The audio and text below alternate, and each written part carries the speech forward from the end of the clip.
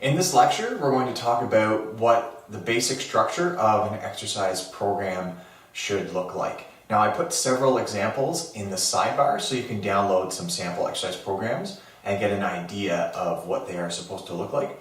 But generally speaking, if you're just trying to be a healthier person and you're just trying to fit in some exercise so that you can be better at your recreational sports or live a longer, healthier life or avoid getting certain types of diseases, then really you should probably do a basic warm-up, workout, and cool down on days when you're doing strength training, and then do cardiovascular training on other days. If that doesn't work for you and you want to put it all in on the same day, that's absolutely fine.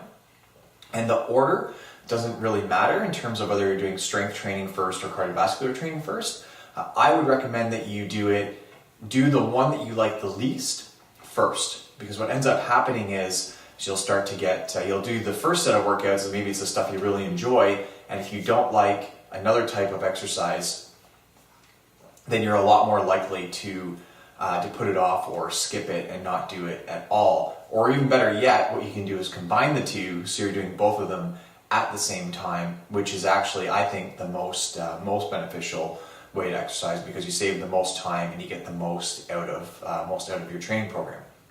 So generally speaking, we start with a warm-up. I like to call them dynamic warm-ups, where the whole point is to get the blood flowing to your muscles and get your muscles primed so that you can actually exercise and decrease your chance of getting injured.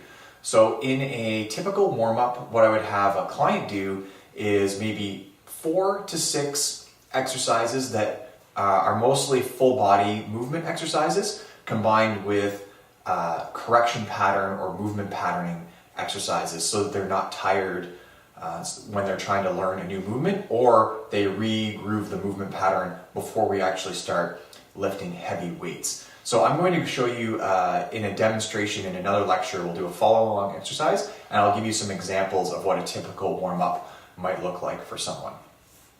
And then we're going to get into the regular workout.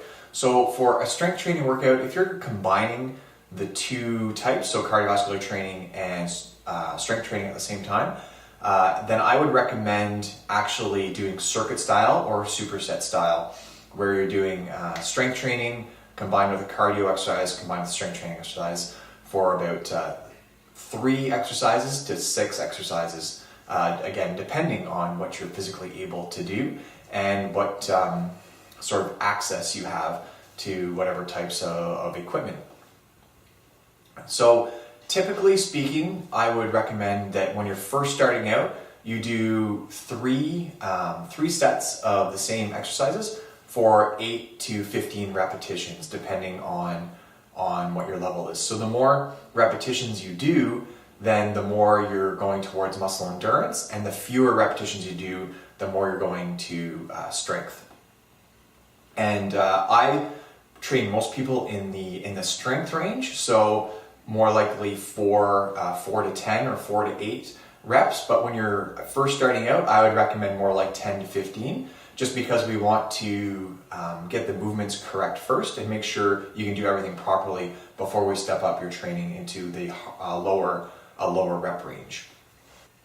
Okay, so where does mobility and flexibility training fit into all of this? So what I recommend my clients do, or what I have a lot of people do when we're training together, is I'll have them do some rolling out or dynamic stretches in between their sets of exercises while they're resting.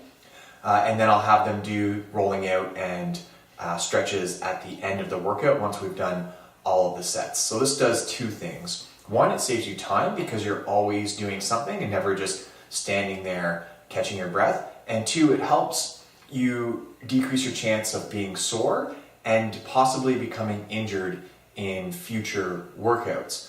So that's why I recommend fitting the cool down stretches and rolling out into the workout so that they're together.